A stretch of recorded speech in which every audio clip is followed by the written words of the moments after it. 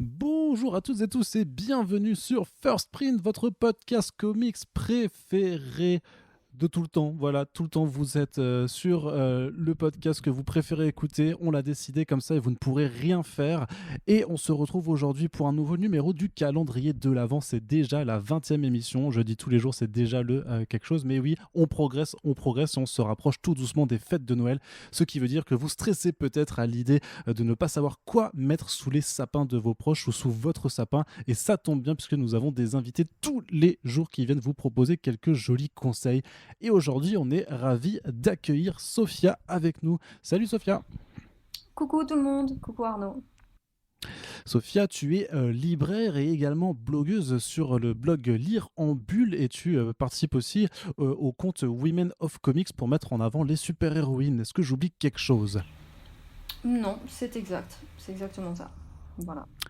Tu peux nous présenter un petit peu ton blog quand même, hein. On demande aux gens un peu parfois de parler de ce Voilà. qu'ils font. Alors mon blog, il existe, ça fait 3 ans, donc c'est sur WordPress hein, de base.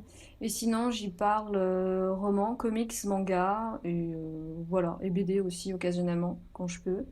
Donc ça regroupe un peu on va dire tous les supports lecture, et Très ça m'éclate. Voilà. Ok.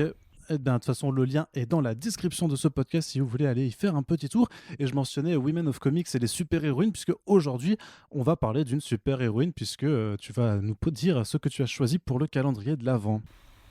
Eh bien, pour le calendrier de l'Avent, je me suis dit que c'était important de mettre certaines héroïnes qui sont parfois laissées dans l'ombre. Pourquoi ne pas parler de Supergirl, que parfois on oublie un peu. Supergirl Being Super, qui est disponible dans le label, sous label, je ne sais pas trop comment dire, Bah, Urban c'est- Link. ouais, Ouais, c'est un peu plus qu'un label, hein, c'est vraiment une petite maison d'édition ok, propre en tant que telle. d'accord. Urban Links qui est un peu relié à Urban Comics quand même. Oui, oui, et c'est qui est bah, sorti, ouais. juste après le premier confinement et qui aurait dû paraître un peu plus tôt, mais bon, avec l'année qu'on a passée, voilà. Donc elle est sortie en même temps que celui-là avec Harley Quinn et Catwoman. Oui, Et, euh, et il m'a énormément plu. Et puis il était déjà très attendu quand même, parce qu'il date de 2016, il me semble, c'est ça. en VO. Donc voilà. Effectivement, en ce qui me concerne, Supergirl Being Super, ça faisait 4 ans depuis la lecture VO de notamment le deuxième chapitre qui m'avait assez dévasté à l'époque, que je militais pour qu'il arrive en VF, donc c'était avec grand plaisir qu'on le retrouvait en VF, mais c'est toi qui dois présenter le calendrier, donc de quoi ça parle Supergirl Being Super de Mariko Tamaki et Joel Jones. Alors, Supergirl Being Super, ça parle d'une adolescente, Cara Danvers, qui a été adoptée par la famille Danvers, donc à Midvale, une petite ville.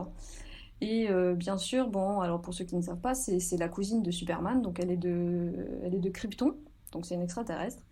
Et puis, ce qui se passe, c'est que bah, elle essaie de vivre une vie adolescente comme tout le monde, sauf que bah, à l'aube de ses 16 ans, il me semble, 16-17 ans, ouais, elle commence à avoir des changements dans ses super pouvoirs. Donc elle essaie de concilier un peu sa vie d'adolescente, donc déjà ses changements d'adolescente normale, entre guillemets, plus ses changements kryptoniennes. Et en plus, il va y avoir un accident qui va se passer à Midvale, un énorme tremblement de terre qui va affecter sa vie. Donc elle va devoir affronter certaines épreuves. Et en plus, elle est hantée par les souvenirs de Krypton, qui la hantent en rêve. Donc elle doit concilier sa vie d'humaine, entre guillemets, et aussi ses origines, et un peu trouver cet équilibre qui lui manque. Voilà. Et alors, qu'est-ce qui t'a plu dans ce récit et pourquoi est-ce que tu le recommandes en tant que cadeau pour ces fêtes de fin d'année? Alors, je le recommande pour plusieurs raisons. C'est déjà parce que Supergirl en VF, bah, elle manque terriblement. À part ce qui est sorti à l'époque, toute première publication de chez Urban Comics, qui est le malheureux pauvre tome 1 des New 52 qui était sorti à l'époque et qui n'a jamais eu la suite malheureusement. Hum, hum. Il n'existe rien réellement avec Supergirl en tant qu'héroïne protagoniste principale, on va dire. On la retrouve quelquefois dans certaines séries, mais c'est très très rare. Et je pense que c'est pour ça, en fait, il faudrait essayer de la mettre un peu plus en avant. parce que c'est un personnage qui est terriblement intéressant, je pense, et je trouve, personnellement. Mhm. Et ici, en plus, déjà, elle est proposée dans une version qui est accessible à tout le monde. Il n'y a pas besoin de savoir énormément sur l'univers. Il suffit juste de savoir que bah, c'est la cousine de Superman, point barre, et qu'elle est arrivée des années après Superman sur Terre, et qu'elle était déjà, elle avait 12-13 ans, et que voilà, en fait. Et, et ce qui est bien, c'est qu'ici, c'est une adolescente. Et ce qu'arrive à faire Mariko Tamaki, c'est qu'elle arrive à montrer à travers tout ce que vit Kara dans son adolescence en tant que kryptonienne qui essaie de trouver sa place d'humaine, enfin d'adolescente normale, avec ses amis, ses amitiés. Et elle va Mhm. être confrontée au deuil en plus. C'est Ouais. que elle,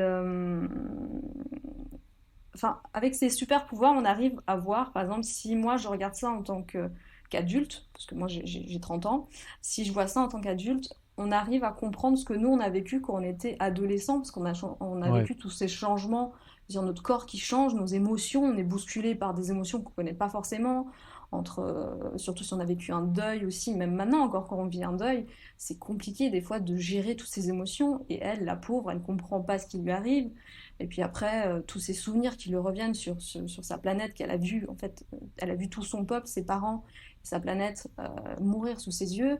Et Mm. c'est quelque chose qui la hante. Et c'est psychologique et en même temps, c'est un récit qui a quand même de l'humour sur certaines pages. Elle arrive à jongler, en fait. Mariko arrive à jongler, elle arrive à englober tout un pan de l'adolescence. Elle n'oublie pas que l'adolescence, il y a des choses joyeuses, il y a des moments tristes, il y a de la colère, il y a de tout, en fait. Et ça, elle arrive très bien à le faire. Et c'est jamais, il n'y a jamais trop, en fait. C'est jamais trop dramatique, trop, Ouais. trop, trop drôle. C'est jamais trop, en fait. C'est très, très bien. Voilà, c'est tout le temps bien géré et c'est génial et c'est super bien dessiné, quoi. Oui, parce qu'il faudra faire un petit mot d'appréciation pour les dessins de Joel Joel Jones, Jones ouais. qui sont incroyables. Joel Jones qu'on a pu voir récemment en VF sur Catwoman, Selina Kyle, Oui. qui fait un travail remarquable, qui arrive très bien à rendre ce côté. Mais Kara fait adolescente, mais en même temps, elle a déjà cette maturité dans son trait, en fait, dans son physique. On voit déjà, en fait, par exemple, son visage, si on regarde bien, on voit qu'elle a déjà vécu, qu'elle a déjà traversé des épreuves. Et c'est peut-être une certaine maturité qui peut manquer, par exemple, sur les séries plus récentes de Supergirl. Je pense notamment à l'époque Rebirth, que certains dessinateurs, qui bien sûr ont un autre genre, et qui pour moi, Supergirl était dessinée de manière trop adolescente, trop enfantine. Et là, en fait, Ouais. Jones arrive à lui rendre en fait ce qui fait que bah, elle a vécu des épreuves, donc elle a quand même mûri plus rapidement euh, que, par exemple un Superman qui est arrivé bébé, lui il l'a pas connu, enfin il ne se souvient pas d'avoir vu sa planète mourir, quoi. Il n'a pas ce souvenir, Mm, mm, alors qu'elle, mm. elle a quand même ce trauma de base. Donc ça, en fait, le dessin, et puis il y a aussi, enfin, c'est génial, l'action est super fluide, c'est vraiment. On peut aussi parler de la colorisation qui est vraiment magnifique, hein, donc, c'est Kelly Fitzpatrick qui arrive très bien à finaliser, en fait, à apporter un point complémentaire à tout ça, quoi. Ouais, ouais, je ne peux que te rejoindre hein, là-dessus. Je suis moi-même très très Voilà. fan de Jones. De ouf. À qui tu recommandes alors du coup cette bande dessinée pour Noël?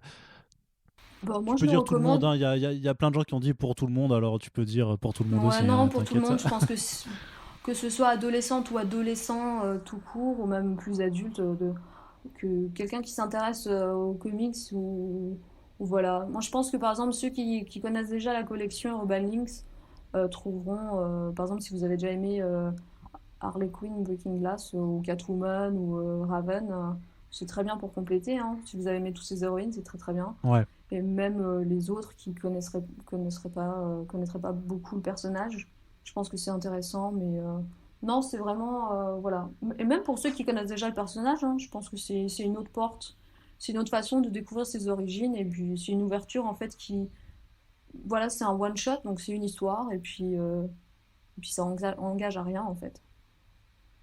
ouais, Donc très vraiment bien. tout le monde. Voilà.